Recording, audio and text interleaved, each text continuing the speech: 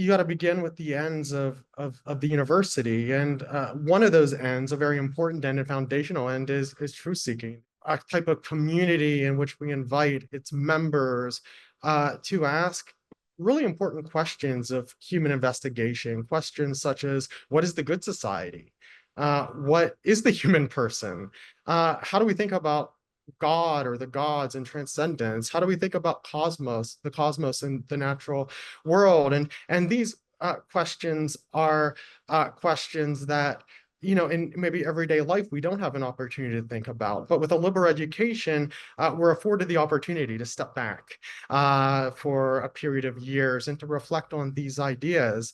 And the questions that we're asked about don't have any easy answers. And that invites us into conversation and dialogue.